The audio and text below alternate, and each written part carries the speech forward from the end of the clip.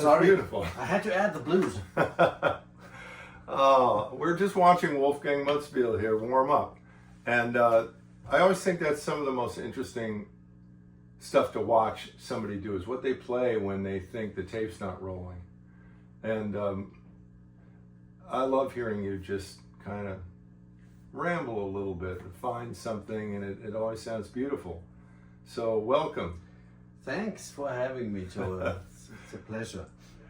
All right, so Wolfgang, as any guitar fan knows, is a man of many talents. He plays obviously the electric guitar in jazz groups and has for 3 decades or more. This, on the other hand, is his classical guitar, and unlike almost anybody else in the jazz world, Wolfgang plays or is a master of the nylon-string classical technique and has used it to amazing effect to find his own language really on the instrument. And that's what I want to start out talking about. And you know, there's the global question of one finding their own language, but I want to be more specific first, and then we can broaden.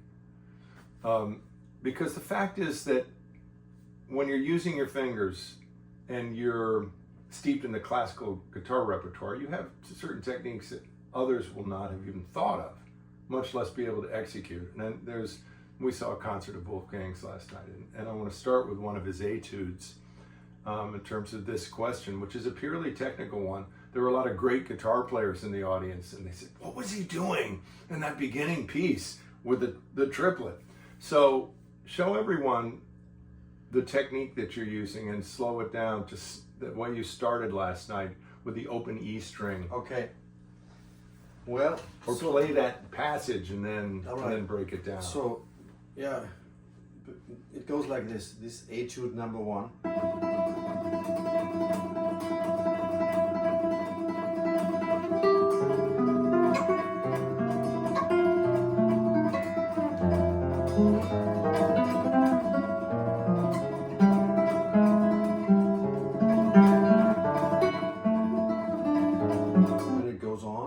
For a long time, going through different changes, but the essential technique is called tremolo, and it's basically this slowed down. When I play with open strings, it would be like this. Thumb, like this.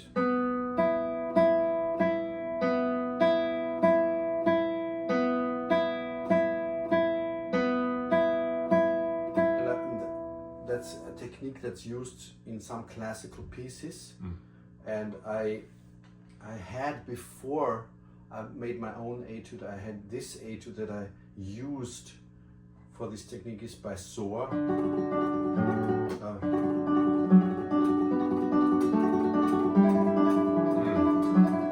But the thing is that it's a nice, pleasant little piece, but I wanted to, you know, after years and years of playing this, I wanted to just create another piece that still makes me want to practice that technique. Yeah. And I still play these etudes, some of the etudes that I played when I was 15, I still play them every day. Interesting. I still play this every day. Wow. Ask my daughter. She can mimic it. Or this one. I remember that certain one. etudes I just play all the time. And so yeah, these technical things are kind of standard procedure for classical guitarists. And you know, if you're an improvising musician, of course you can use some of that. Yeah. Okay, so when you're hitting the chords and the bass notes, you're still keeping the feeling of 16th notes going. Yes, it's 1 to 3 1 to 3 1 to 3. Yeah. So you're needing to do that even though you're using 3 fingers. The only finger that's free for picking other notes is my thumb. So you have to keep the everything else I do with the thumb, like. I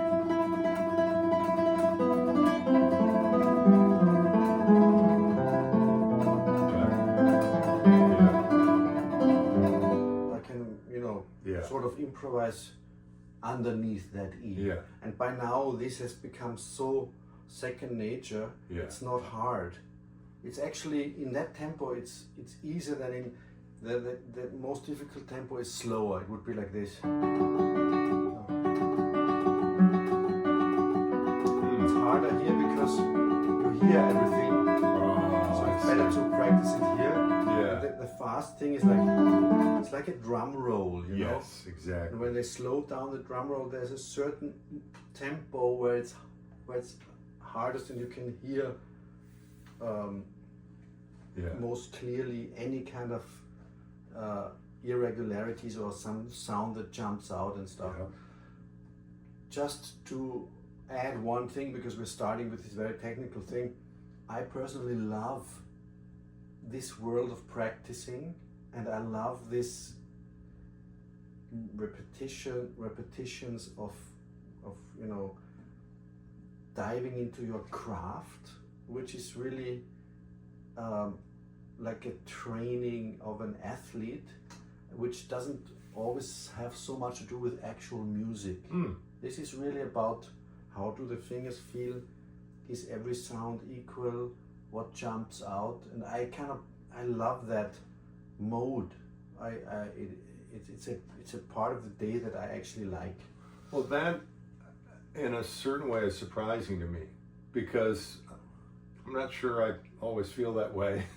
And I certainly would explain your level of excellence as a player if you actually enjoy that process. So has it been like that since you were young?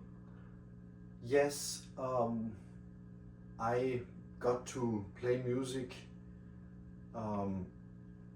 after I really expressed that wish, you know, when I was 6, can I please study violin? And there was a clear deal in our family that you can learn an instrument, you know, you can get lessons and you will get the instrument, but the deal is you have to practice an hour a day. Mm-hmm. So before we even started, we knew if we want to do that, we have to do that. Yeah. And it was something I liked. And of course now I'm a father and I'm far away from any rules like that. And, right. But for me it really worked, and to me the practicing, the really very slow down practicing, whether it's, you know, on the classical guitar or on the electric guitar, is almost like a centering moment related to something like a meditation. Yes. Where you're basically just really concentrated on a very narrow field, and this act alone is kind of centering, and yes, you will most likely not think about which emails you should write. Yeah, ideally. Yeah. Well, so let's talk about your harmony. I mean, we're only going to be able to scratch the surface here, but one of the things I notice, not just in your etudes, but in your writing for jazz group, is that you have a very broad harmonic palette that's not closely associated with typical jazz harmony. There's a way in which you're moving chords around that is very much your own. And to me, I hear a couple things, and I'm just throwing words out there. You tell us.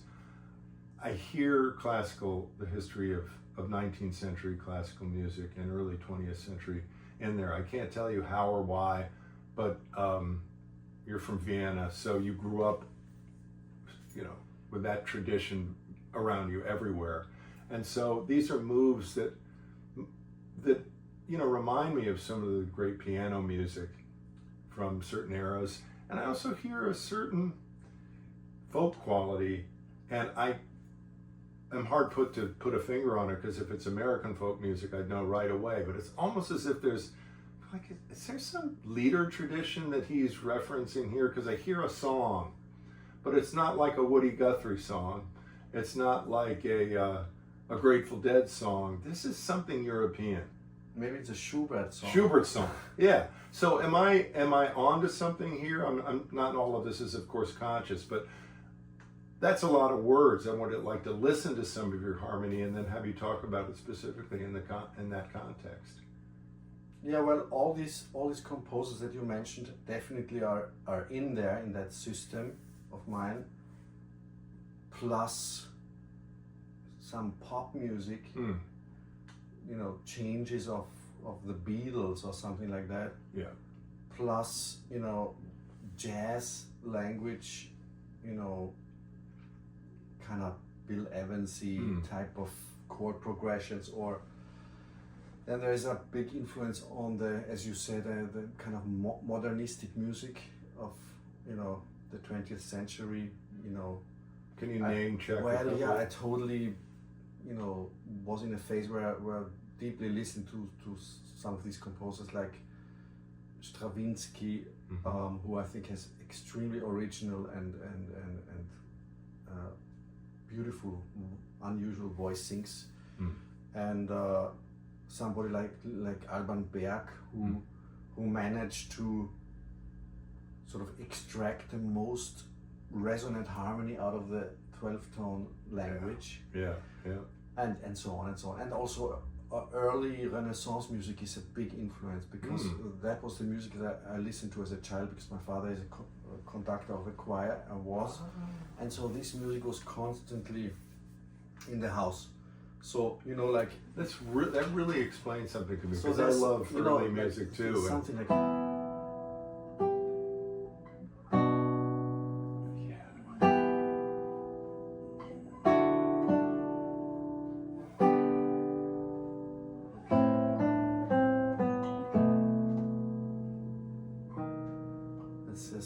that was later than Renaissance music.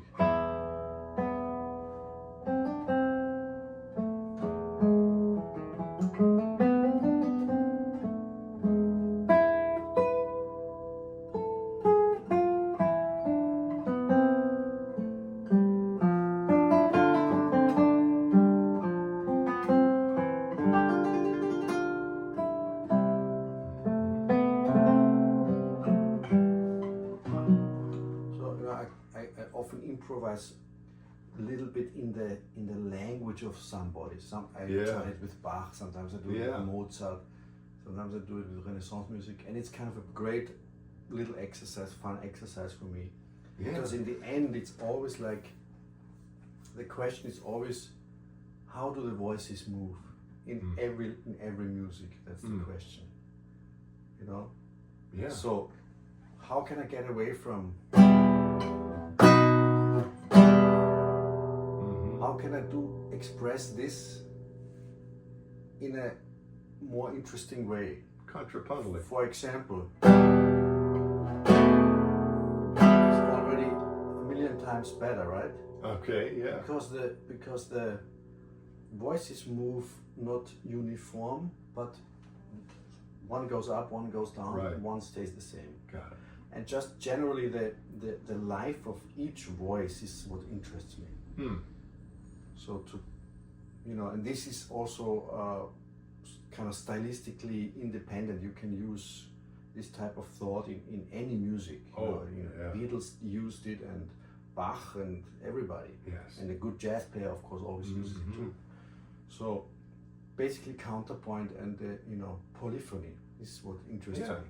And often I play, like when it works well, the life of the voice is more interesting and more, it overrules the functional harmonic value of the note.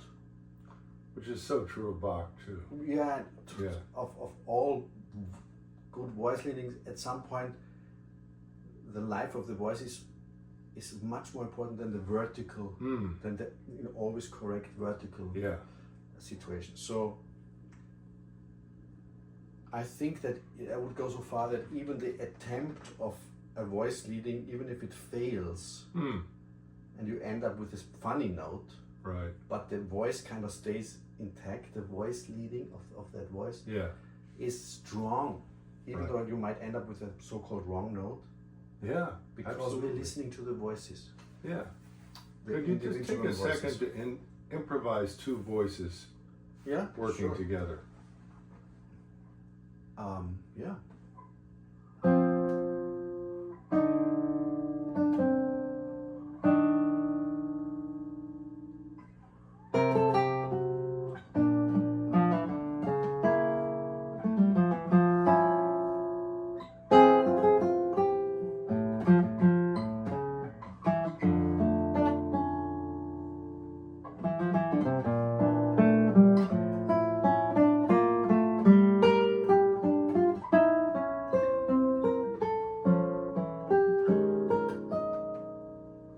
I was now trying to get away from this Renaissance stuff, so which is still in my system. But yeah, That's really interesting. I think that would be a great exercise for somebody to just do every day. yes, Take 5 minutes and improvise two voices, because typically as players, especially I think in jazz, we're encouraged to either play single lines or to play chords. And of course, the more advanced people with their chords are splitting them up and making different voices happen, but I'm not sure there's enough emphasis on that in a lot of the teaching. yes. I also would advise, like encourage, to sometimes do these exercises outside of a clear harmonic plan. Yes, yes. Because sometimes I'm just, searching. I don't know.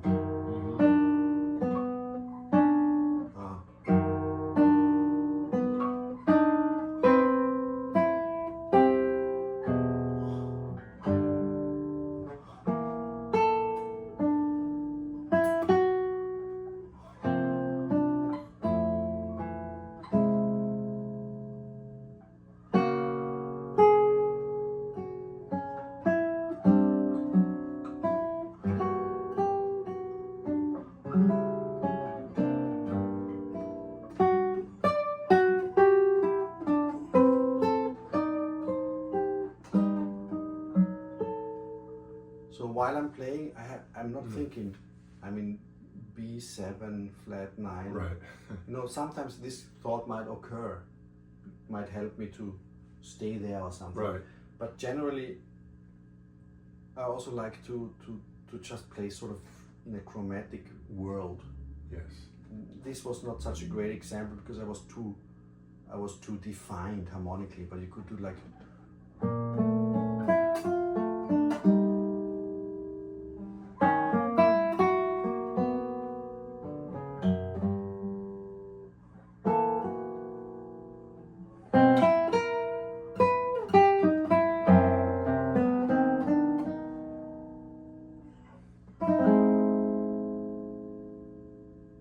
You could That say sounds great. it's probably some kind of functional harmony, but I don't know what. I could find out. But it's a way also But to in a way, lead I'm you not into that interested. a new piece. Yeah, So, for example. Yeah, in that way of kind of playing without expectation, just see what's there. This is a mode where often little cells appear, which later become pieces. And I think also when you mentioned the early Renaissance music, there's something that we were talking about earlier that I always value about your music, that it can take these harmonic flights of fancy, but somewhere in your set, you're going to come back to very simple triads that speak of sort of eternity to me. These are the building blocks that everybody uses, and for you it's early Renaissance. For somebody else, Elizabethan folk songs or Scottish hymns or whatever. For us here, it could be African American spirituals or Merle Haggard. Yes, yes. and it's all partaking of the same DNA. Totally. But yours is very specific to me, and I value that. I really like the idea of not seeing or not attaching value to complexity. Oh yeah. And especially if we're talking about chords. I mean, this is a perfect chord on the guitar. It's a spread triad. Very, very easy to learn. Yeah. At the same time, this chord also great. They belong to different universes, planets. They belong in the same universe, but belong to different planets. And one is not better than the other. This might be more complex, and this is even more complex, but it's like one should not shy away from simplicity. Yeah. Especially when you're composing. And I think that sometimes when one is younger and ambitious and learning on the learning curve, hopefully we always are, but there's a phase where usually it's harder for musicians to have the courage to really find the private music that they like, Strip everything away. Like write that thing that you like. Yeah. No matter what the others think. Yes. What do you want to hear? Yeah. Maybe today it's this. Right. Maybe the song is like this. Yeah.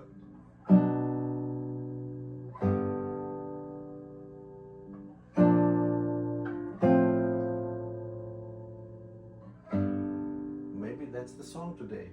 And it's not complicated. And it will communicate whatever you're feeling to it will communicate to the audience. Whether it's complex music or simple, it doesn't matter. It's like you have to have a strong relationship to it. I think we can be the victims of our intellect. In 2019, I said, I'm gonna just write one-page songs, like for a year, and try to simplify as much as possible, get the simplest song I could possibly get with whatever materials I'm using. And I look back at the end of the year, because I played most of the songs, and I was like, some of these are pretty good, but most of them aren't as simple as I really intended somehow for them to be.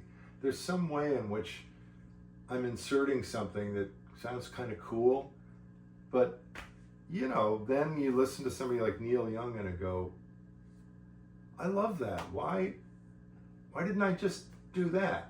Yes. But I think as jazz musicians especially, I'm sure it's true of classical music composers too, and maybe even more so, of course the tendency is to front load information, but you and many other players I value, Pat Metheny as being a great example of somebody who can write and play something of astonishing technique and advanced harmony, and then all of a sudden we got something like Last Train Home, which any sentient being can understand in a second. Yes, I think in a way when we're talking about this, you could say that writing is something like finding. Like when you have a starting point that you like, that you have a strong relationship, you want to really listen to that again, that little cell that made, the cell that made you want to write this song. Yeah. If you have found that, then you kind of just see where the rest of the song is. It has certain possibilities, but not everything will be possible after this cell, because this cell already has a life. Yes. And a vibration and a atmosphere or color, whatever you call it. You can develop in many different ways, but you have to kind of follow it. Yes. And that's such a fun part of our life. It's like we can go on the traces. Yes. And follow the trail of the music and see where it leads, because we don't know yet. But back to your point, can you accept if your really real true inner impulse is just 5 notes in a diatonic scale? Of course, Bill Frisell was sort of born with this gift in a certain way, but he could have moved he can go anywhere, he's capable of it, but you read his music and you go, he stripped everything away except the essential. And this is why people love him in part so much. It's a deep training. Recently, a few days ago I listened to him at the Vanguard, and it was incredible. I was not even in any space where I would analyze what they're doing. I was just super into the story of every song, and so was the rest of the audience, which consisted of some, you know, musicians, but also I'm sure some people who were just, you know, music listeners and don't know everything. And the way, you know, the songs are worlds that he found, and with the whole band plays in that world. They never, they might really playfully mess with it in the most beautiful way, but they never leave it. They never leave that song. They always play that song and around it. Yeah. So even the intro already has the vibe of the song, you know, and that's so you can follow the story of the song from the first note to the very last note, including the reverse delay and blah blah what he does, you know, sometimes some very unusual contributions to kind of folky songs, but he always stays in that realm, and that takes patience and focus and also sort of to allow phases in the music where not much is happening. Because sometimes we as musicians, you know, when the inner dialogue goes on and the inner police starts talking, you know, this is boring, man. Move it, you know, move that chord, you know. No, maybe not. Maybe it's just that chord on that song, you know, on that improvisation. We don't have to move it. It can stay as long as it sounds good, you know. And sometimes you have to kind of let things sit a bit in order to make a decision that is true. Yeah. And if many people, or like 3 or 4 people, follow that idea, immediately the music becomes very complex. Because everybody's talking on the same subject. You don't just introduce another subject. Yeah. So let me ask you this. I could answer my own question, but I'm going to ask you. So, like me, you've also written songs with lyrics and words that you've sung. Yes. And for me, in that process, things are a little different because I allow myself any kind of simplicity. In fact, I prefer it. I almost never write harmonically complex songs. If the voice is involved, I'm fine with 3 chords. And I'm thinking to myself as I'm listening to you, what if I gave myself the exercise of making those the jazz tunes or the instrumental tunes? I think it would be a very interesting project. Yeah. Yeah, because why do we think that it's good enough for a song with lyrics, and it's not good enough for a jazz song? Why do we think that? Oh, I could answer that, and so could you. But We're the thing sort is, of taught that from the start. The voice is in the center of the song, the voice and the words, right? And so we do everything to, you know, that's the star, the voice and the words. Whether we sing or somebody else sings, it's always that. Yeah. It's always the star. We have to cater to this always. But you could say, now the voice is your guitar note. But why are we so obsessed You can cater to that. Yeah, absolutely. Why not? Why are we so obsessed with being hip and playing all the cool shit all the time? That some of that has to be there. Very good question. You tell me. Now I'm gonna back up for a second, and then I want you to answer the question because. Thank you to our psychotherapy class. It's only $100 an hour. That's cheap. Because we had this conversation on our ride up to the camp last year. I was kind of really struck by this idea that for some people, playing the guitar had always been easy.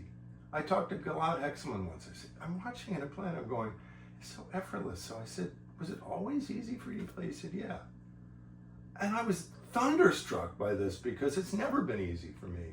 And I know others who feel it hasn't been easy. So I asked you, and he said, yeah, I was kind of brought up to be a virtuoso, putting words in your mouth, but you were in a musical family, and from a very early age you had a ton of technique that then you had to actually learn to abandon. Exactly. So you're the person to ask this. What was the journey, the human journey, from being the hippest guy on the block, which I'm sure you wanted to be like any teenager, of course, and you're strutting around, being able to play very faster than confident, everybody. yeah. I didn't know you then, but I'm guessing. And then now you're the most, well, anybody listening to you can tell that none of that matters to you, although you still have it in your ability to go wherever you want. What's the journey then? Well, in my case, the journey was simply shifting my focus, which I didn't know it was there, but shifting my focus from this idea of constant improvement and climbing up some kind of ladder in some kind of imagined pyramid of something, which is all not the truth. Up to 28.2 and Yeah. count down. Goes And to then 11. At a little higher. If I'm at 11.5, I'll have made it, you know. It's the same thing of, you know, also our education plays Yeah. a big role in this. We are brought up to be competitive, and there's always one winner and all these competitions and you know, value, status attached to whether you can do something well or not. So yeah, I had to overcome this, you know, in a way of what kind of environment or music and culture in a band makes me happy. Yeah. And Pause that- for 1 second. that- My amp is starting to make some noise, Okay. and we don't. You know, these old Fender amps, they start to speak to you. Yeah. So let me just turn that off, it says, please. play the blues. Forgive me for interrupting. No, Continue. but generally that's the big shift that, you know, from this student's mind of learning all these things and encyclopedic approach to everything, and you know, gotta be good at that and at that and that and this and that and that, and this guy is good at that and blah blah blah, to just personal private space where you say, what do I want to hear, how do I want to interact with which kind of people, and make the whole music experience about this. So also I think a lifelong challenge that I'm, you know, accepting and every day is basically, I don't know how the music goes. I don't know. I can share some of my experiences, but I don't know how it goes tonight. I don't know. And I'm glad I don't. Because I might discover something I don't know, or I might be challenged in a way I don't expect, you know. So generally, just to throw yourself into the moment, that sounds like such a cliche, but in music, this is everything. Even when you're playing written music, where you know what the next note is, to really allow the moment to rule you, to make the decisions, you know, to take into consideration the room, how the guitar sounds today, how your fingers are, what, you know, which kind of audience, which, you know, everything plays a role and should, because then every moment's music will have a specific color and will not be the same as yesterday or the last week. And sometimes when we try to repeat some great thing that we experienced, Forget we it. fail so badly. Yeah. So Go back to that. Let's listen to some of the harmony in that opening etude that you played with the tremolo, because you immediately start to go in really interesting, unpredictable places. First, can we hear just the first opening minute of that? all right.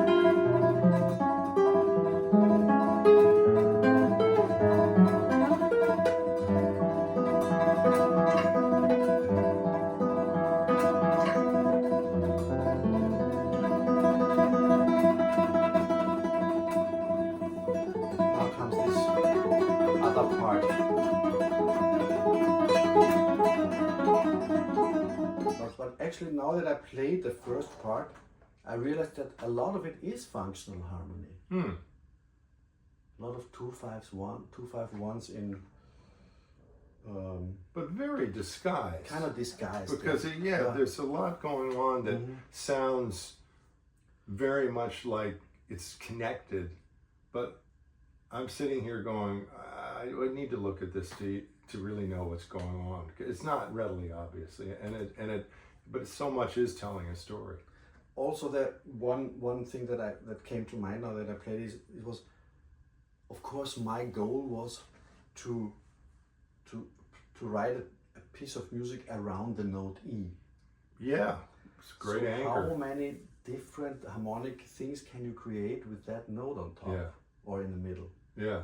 It's also like a very guitar specific thing that we can use those open strings. And but you ended with show us how you're doing that fast. this is slowed down. It's like this.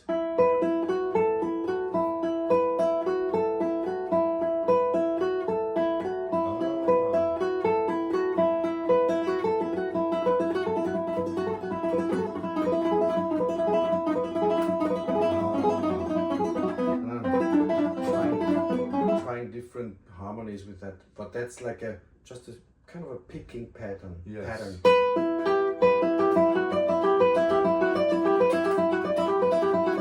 And I use that often also in improvisations.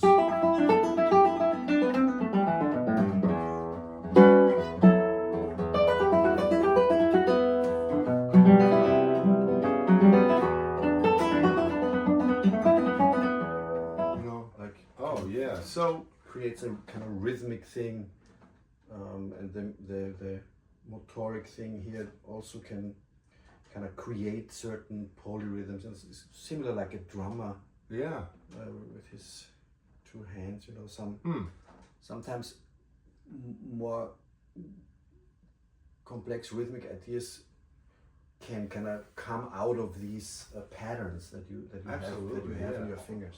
But I love something about the guitar that you're elucidating here, which is that writing for the guitar, you want to use those, you could call them tricks. They're not really tricks, but they're things that fall well under the right hand or the left hand, and they sound much more complicated than they are to execute, although I'm not saying that's easy to play. It's easier than one might think looking at it, I think, because it's built into the guitar, what you're doing. So the way you write for the guitar, and we talked about this earlier, a lot of new music written for the guitar is written by non-guitarists. But when you know the guitar, which may be the hardest instrument to write on, I think, if you don't know how to play it, you find these things that sound great. Some of the the greatest rock tunes come from the most obvious things. Go go go go go go go go go go go go go go go. That just fit so well on the guitar. No other instrument could ever come up with that. They just wouldn't. Absolutely, yeah. I agree that we have a very peculiar instrument that we play, in the sense of that on this instrument there is so much still not discovered. Because every time you put your hand somewhere, you're not knowing what it is. Let me just try this, Okay. Not bad. Pretty damn good. I've never played this. I believe it. And so what is it? It's kind of a B Phrygian. That sounds like E Phrygian to me. That's B Phrygian. Gotcha. Okay. But anyway, just that demonstrates the first thing I do without knowing what. It already creates a thing that I've never played before. Right. And I've played for a long time. Okay, I have something that I think will be fun, and if it's not, I'll edit it out. I want to do a game with you. Yes. We'll have our eyes closed, or we could just be looking up. We're not looking at the guitar. Okay. And you play a chord, Mm-hmm. and you don't know what it's going to be, and then I'll play one. Yeah. And we have no goal. It's not a piece of music. We're just... Are we playing on the chord? No. I'll do a chord. It's just and a you do series of chord. chords. Yeah, and it's an exploration device. Nice. And see what happens. And the next chord comes when your chord is finished. Yeah. So you choose the length. You choose the length of the chord, and when it doesn't ring, it comes mine. Yeah, it could be quicker or shorter, but I think that, I mean, a question I have with this before we've started is, am I gonna try to make sense of it, or am I just gonna put my hand somewhere? Let's see. So I love it. I love it. Great exercise. I love it. Let's do it. But I want your advice on something. Yes. Because my hands sort of know what something's going to sound like.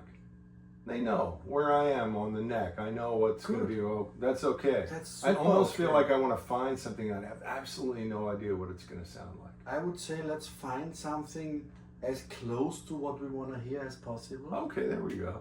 I think that's a simple directive. That's a good rule. Okay. Yeah. All right, you start. Okay.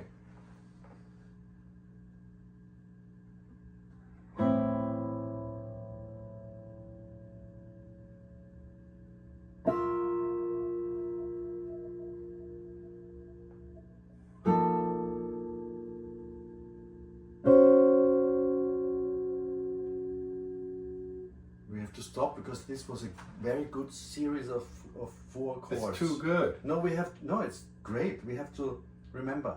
I like those 4 chords. Oh, we have to. Let's go back to it later. Because Okay. I think it's a good. It was a good progression. I thought you were stopping because it was working too well. No, it can't work too well. That's the goal. Yeah. Anyway, we start. You start now. Okay.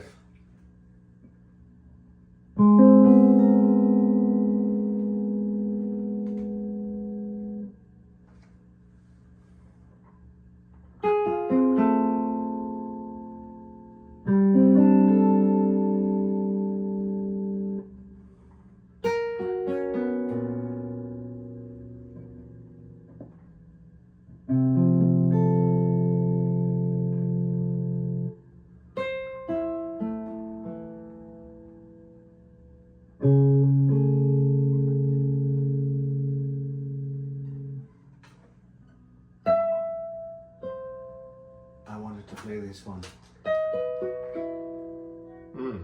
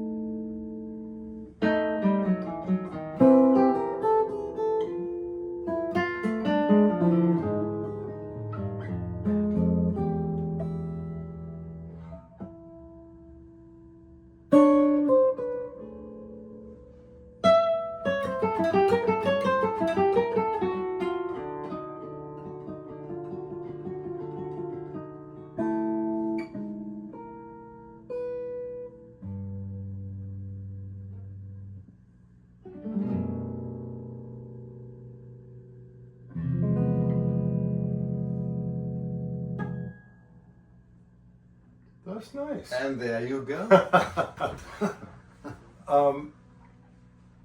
Challenging. Yeah, Nice. we sort of we came out of just the single chord thing to speaking. But it More still was counterpoint. gesture. Yeah. I think this would be a great thing to do with somebody every day. Absolutely. You might have to be a college student to find somebody to do it with every day, but yeah, it makes you hear. And it's also this thing about your hands finding what you're hearing without your eyes. I often recommend this exercise when you don't have a musical partner. You can just kind of play a series of chords into a loop, you know, let it be a long series so you don't remember, and let every chord ring, and then you just listen to it and find stuff without looking, maybe not with the focus on thinking and analyzing.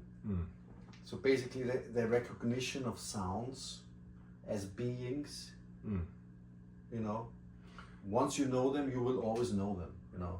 That animal, okay, that's coming from this planet, and you know, this can't be this, you know. It's different than analyzing, okay, this is the major third, it's different. Yeah. I think this is an exercise that Mick Goodrick used to do with people, now that I think about it. Just playing chords, unrelated. And he would probably say something like, this isn't about you. Yeah. Speaking of Mick Goodrick, you know, he was very taken with Falling Grace, the Steve Swallow song. Yeah. And to me, Falling Grace at some point became like an aspirational song for me, because unlike you, you probably learned that long ago in Boston and worked on it very hard from an early age, because it was so much of a Boston tune. I mean, I can tell you've worked on it a lot. I kind of came to it a little later, and then it became this thing like, this is so challenging, always, this song. Like, I'm always learning something. I can't quite ever grasp where I am in this throughout 3 choruses of a solo. I'm always like in this maze where at some point I'm going, oh, God, where am I? And so hearing you, well, you played this with Julian Lodge one year at a concert we did, a 15-minute version that just blew my mind, because both of you knew the song so well. So then... That was also a very special moment, because this was a celebration of Mick. Yeah. Who was at the end of his life then. Yeah. And we both played, and Mick was really there for in our spirit. So we were super bonding on the song, and Mick, Julian and me both being his students. Yeah. So that was mind-blowing. And so I would like to take a minute, you know, to step away from the other stuff we were talking about to go into a jazz song. Yeah. Which of course you're a master of playing standards, and of course you write your own more jazz-based music for quartets, quintets, trios. Let's just talk about this song. So one of the things that I found so compelling about the way you approach this was the way you play chords on it, because it can be a very locked-in song. Yeah. It's really hard to get out of the boxes that this song can create for you. You know, the typical boxes are...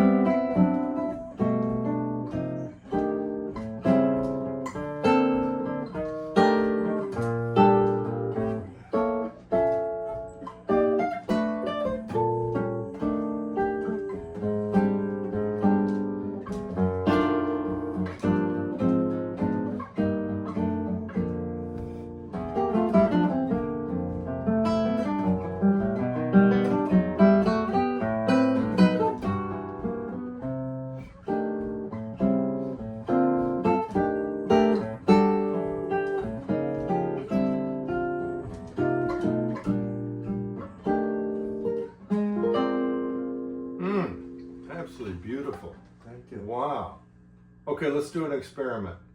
We'll both just play chords through the song. Let's see what happens. All right. Okay. You raised the bar pretty high there. Well, so don't expectations lower for this side of the camera than for this side. Is that okay? It's generally a difficult process to demonstrate something like this, you know, to know that it's being recorded. I know. Because it's like showing, you know, showing meditation. You know what I mean? Yeah. It's like But it's what happens when you get on stage. That's true, but you're usually after the first notes, you know, You the forget music, where you are. music, Yeah. Well, okay, but anyway, let's try. and I like that tempo, nice and slow. Even slower could be nice. Yeah, Yeah. great. 1, 2, 3, and 4.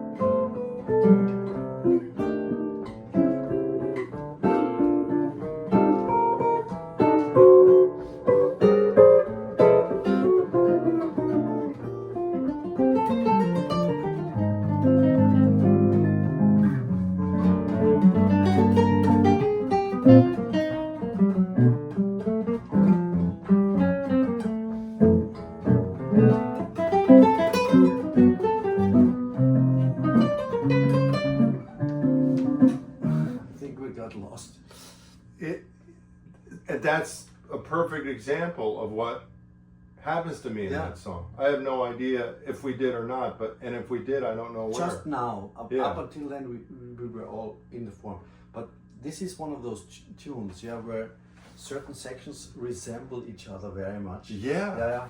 I'm also experiencing this with this song. Definitely. Okay, let's but take let's from where we left off. I would love to do it again, but this time we don't put the focus on sort of making it the most interesting thing. We just kind of play regular changes together. Okay. Okay? I'm also saying this to myself. Okay. Yeah. All right. Even slower maybe. 1, 2, 1, 2, 3, 4.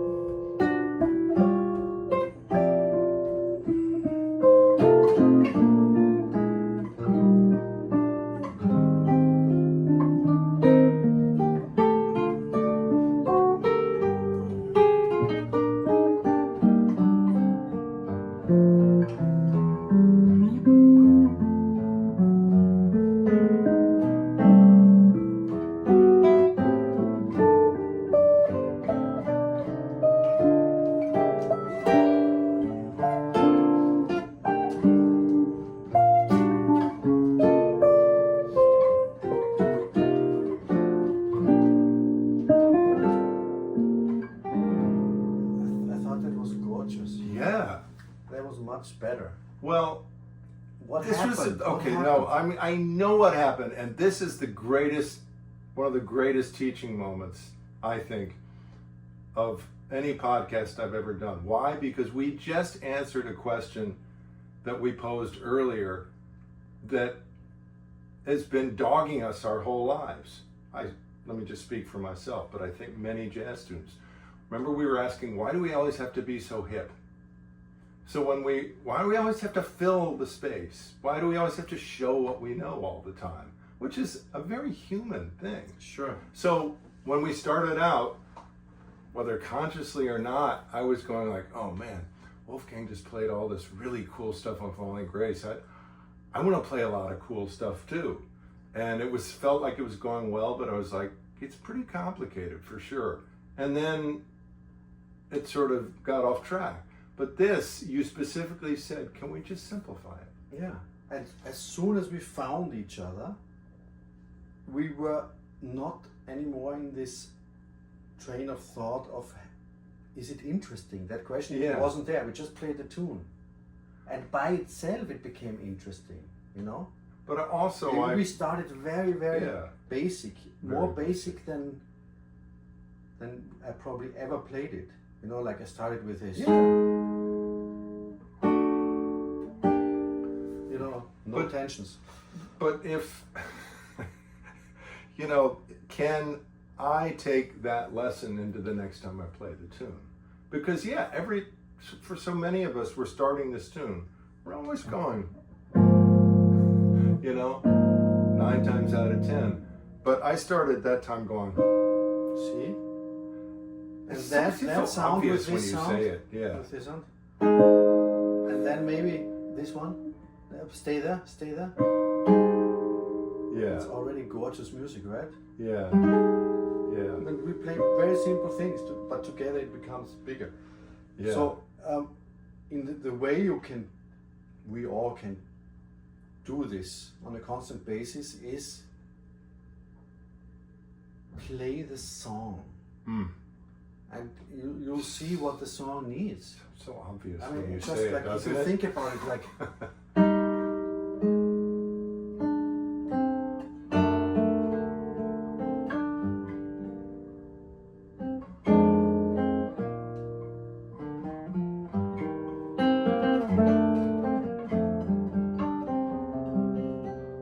there was nothing extra hip, no special tensions, but that's the song. That's how he wrote it. Mm.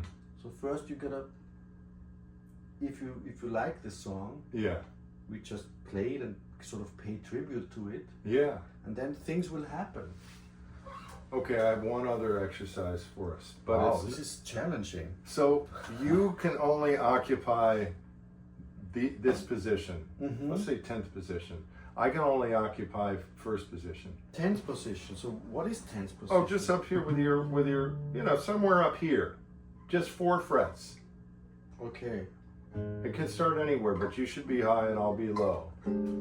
that's too high then. That's a little too high for your Okay. guitar. Why don't you come down a little to make it easier for you without the cutaway? Okay, so all we can do is a single note. Oh, single note. So we're counterpoint. Oh yeah. So we stay in that position. Okay. And so it will totally limit your options. So you can't fly around the neck finding all this hip stuff. but I have to stay here. Yeah, Okay. roughly. Okay, great. This is, by the way, really, it's such a great exercise because it's so challenging to find. You can't use your shapes. Usually you play, I have to go do all of that down here. So let's try But it. we're playing single notes. Single notes. Okay. Yeah. But I'm saying we all acclimate to certain tunes with chords being in a certain area. Mm-hmm. Let's start to. 1, 2.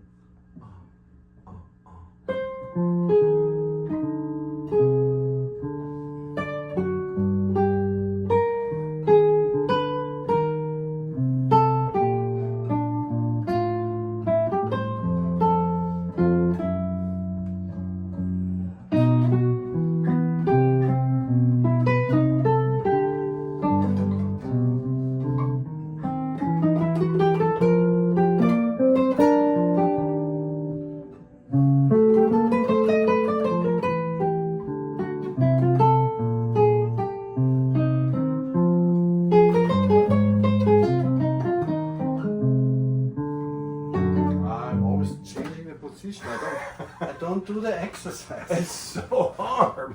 God, it requires such listening. Let me do the bottom. Okay. Because it might be easier I what think I'm I doing. think we are like not together at some Really? point. Yeah. I could swear we were. Okay, let's do it again.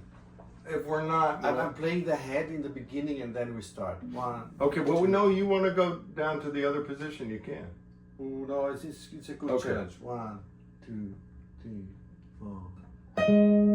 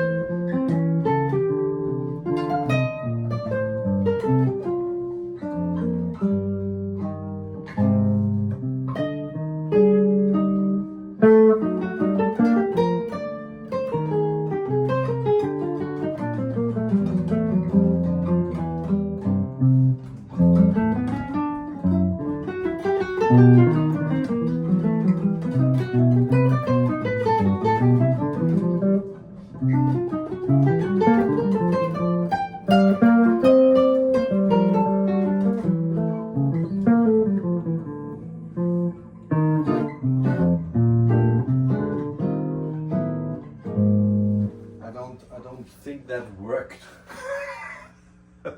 But I think it's good practice. It's very good practice to realize that it's hard to express certain things in certain positions. Yeah. Very hard. Play another jazz tune on your own. Sure. Let me turn my amp on.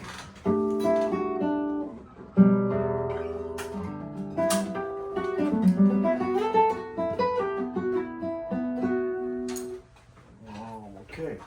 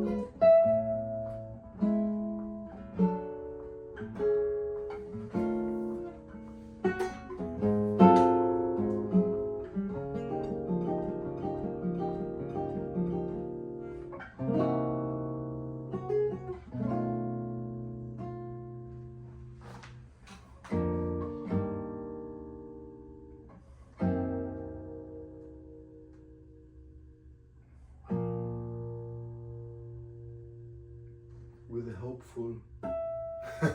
Beautiful, Horace Silver's And piece.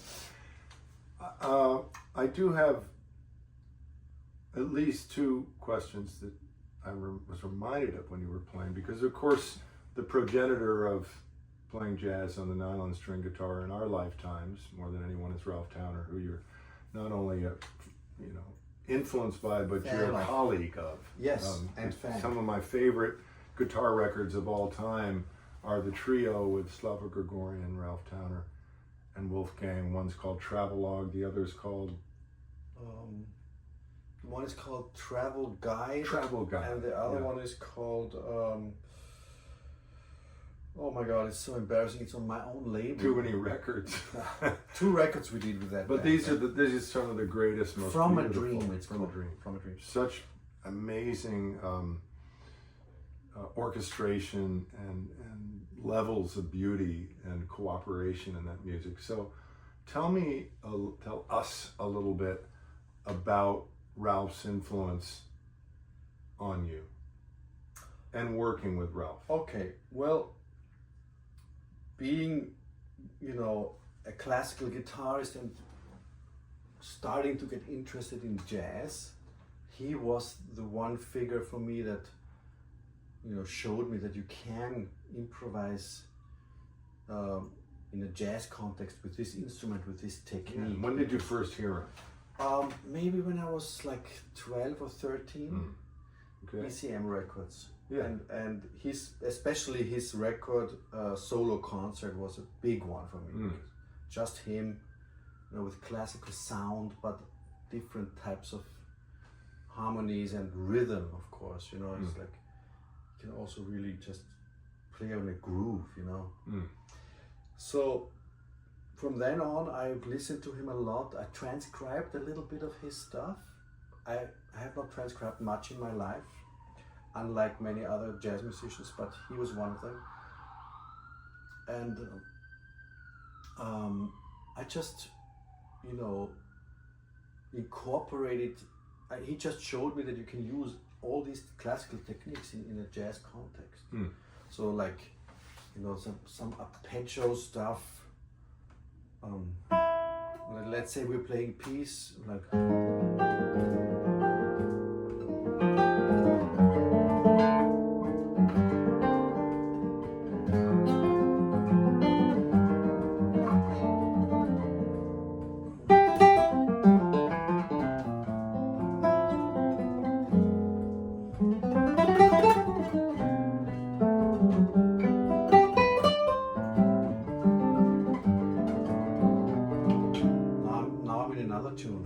You're back to Falling Grace. But that's okay. Sounded great. Anyway, just a lot of his stuff where he...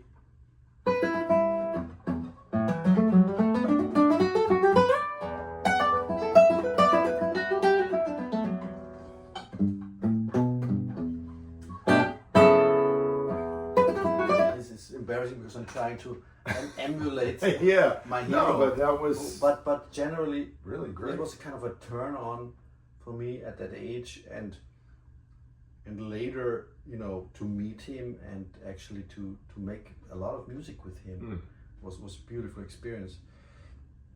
But yeah, that record solo concert kind of opened a window for me to explore music with that technique that is not classical. Okay, so when you came together with him, did you do duo stuff with him before the trio with Slava Grigoryan? No, afterwards. Okay, so whose idea was it to do the trio? Slava. And was your first thought like, oh my God, I'm going to be playing with Ralph Towner, I'm so excited and I'm nervous? No, it was what was it like? No, it was like, great, I'm going to play with Ralph. Okay. When you listen to somebody so much, you know them a little bit. Yeah, true.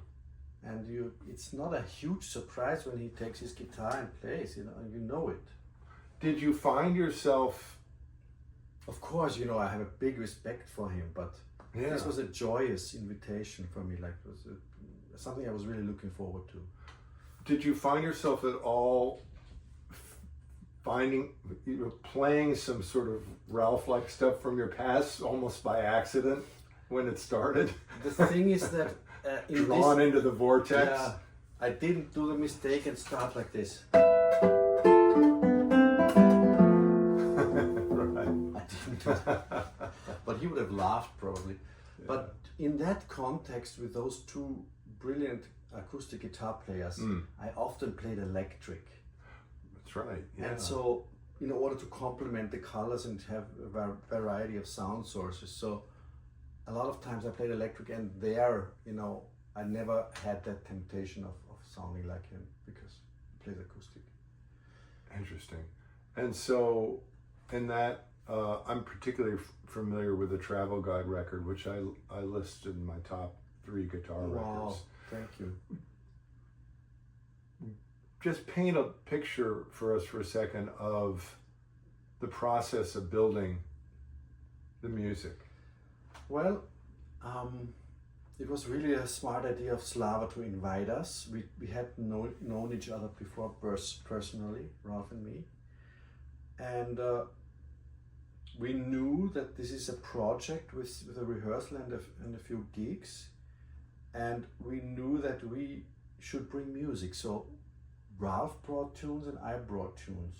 And we, since Slava is a musician, a brilliant musician, but mostly he plays music that that is written down. Mm-hmm. So we had to really notate a lot of stuff. Mm-hmm.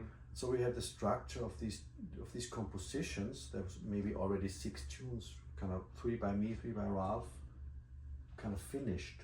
And whoever wrote the tune just kind of led the rehearsal. And before we knew it, after a few days, we had a program together and tested out on the first gigs, and it was a beautiful experience for all of us, because it was also this guitar hang where you kind of share, your guitar questions and stuff.